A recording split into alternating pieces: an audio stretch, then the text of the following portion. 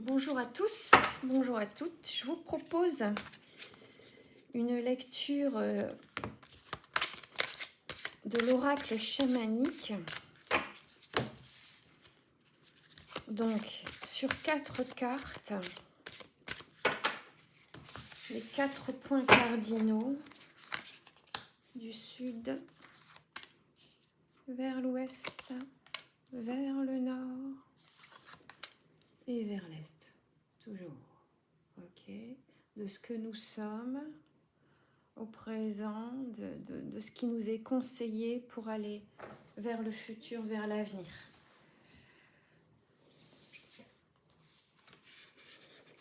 Alors, nous avons la danse des fantômes.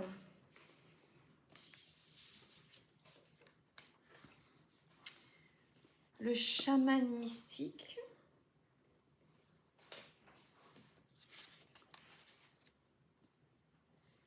La cueilleuse.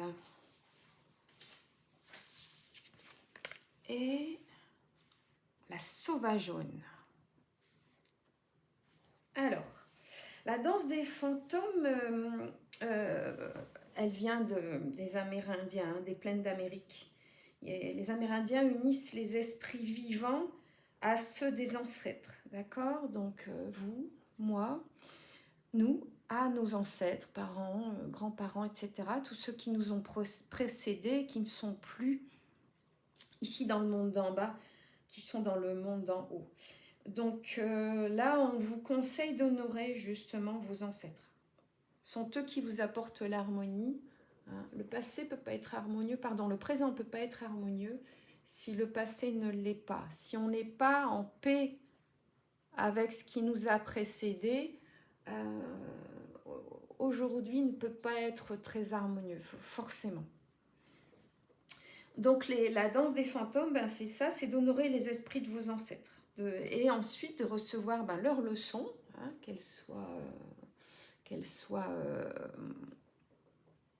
un appui pour vous, et leurs offrandes, c'est-à-dire ce que ça va vous apporter, ce que ces fantômes, donc vos disparus, peuvent vous apporter au présent. C'est un message de guérison, un remède puissant que vous apportent les fantômes. Donc il faut arrêter de répéter leurs histoires, qui se transmettent de génération en génération, inconsciemment la plupart du temps. Et donc il faut faire le point comme ça avec vos ancêtres, avec leurs souffrances, avec ce qu'ils ont vécu, pour ne pas recopier, si vous voulez, les mêmes, j'aime pas dire les mêmes erreurs, mais ne pas avoir les mêmes trajectoires, tenter de prendre un chemin un peu de traverse pour aboutir à quelque chose de mieux, en tout cas pour vous, aujourd'hui. Il faut sortir du cercle vicieux de nostalgie, il faut faire le deuil de ça. Donc on conseille toujours dans ce cas-là, c'est d'allumer quelques bougies, de sortir quelques photos et de rendre hommage, donc en fait, hein, à vos ancêtres qu'on appelle des fantômes. Bon, vous pouvez appeler ça autrement. On allume de la sauge, on ouvre les fenêtres pour purifier la maison de présence de nos ancêtres, afin d'abord de les honorer, et encore une fois de les écouter pour suivre leurs conseils, si vous voulez, et pouvoir recevoir leurs offrandes, ce qui vous apporte de positif ici dans le monde d'en bas, alors qu'évidemment eux sont dans le monde d'en haut, ont quitté le monde d'en bas, ou en tout cas doivent le quitter. C'est pour ça qu'il faut faire aussi le ménage chez vous, avec la sauge, hein, par exemple, dans tous les coins de la maison, coins et recoins, avec la porte grande ouverte pour faire sortir les mauvais esprits de chez vous et donc de vous. Alors, on a le chaman mystique.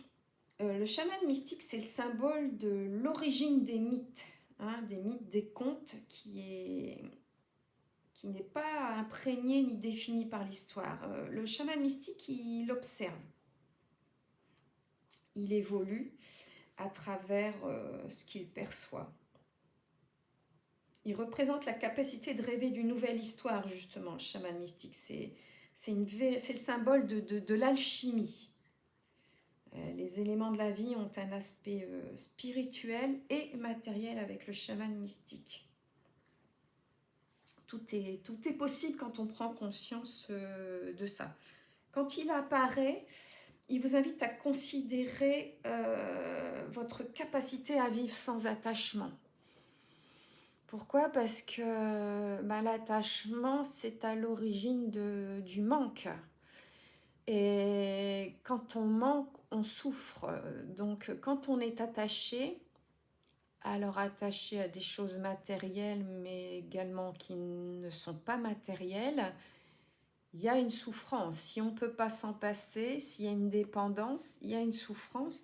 Donc, il vous invite à prendre conscience que vous pouvez vous en détacher et que là, tout devient possible, tout devient, je dirais même, facile.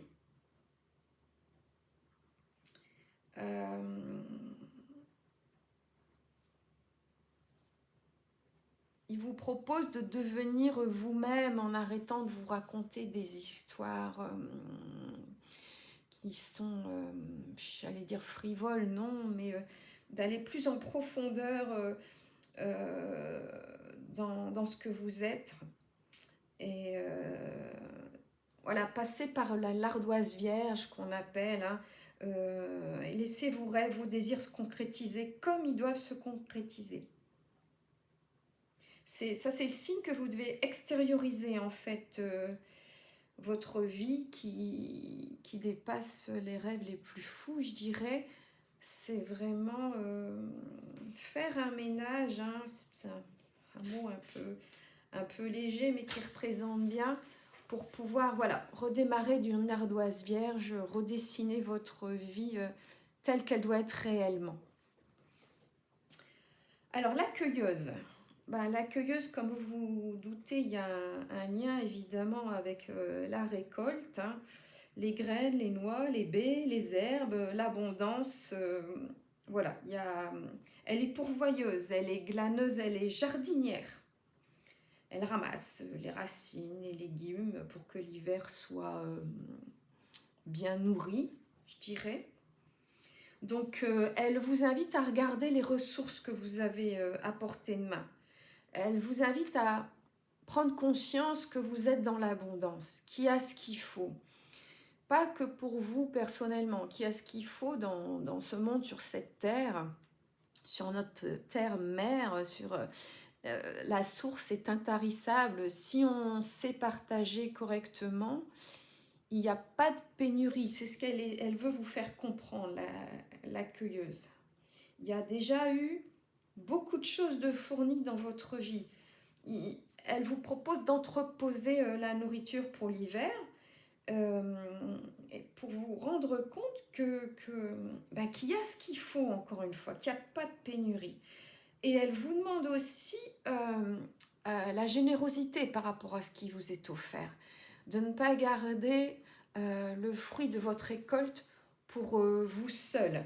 Hein, donc d'ouvrir, de partager vraiment ce que vous avez autour de vous, chez vous, en vous, de ce que vous avez, de ce qui va encore mûrir, fleurir, de le partager autour de vous. Si vous voulez que cette récolte continue à fructifier, il faut effectivement cueillir le fruit de ce que la source vous apporte, mais c'est important de partager. Si vous ne partagez pas, la récolte va se tarir et il n'y aura plus grand-chose à accueillir.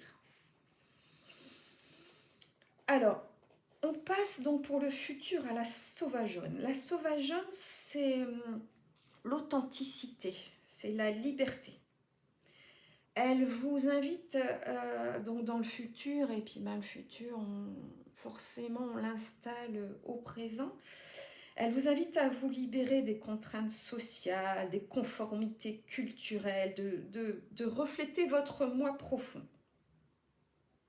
Être être la véritable nature de ce que vous êtes, de votre personne, de ce que vous êtes appelé à devenir. C'est ce que vous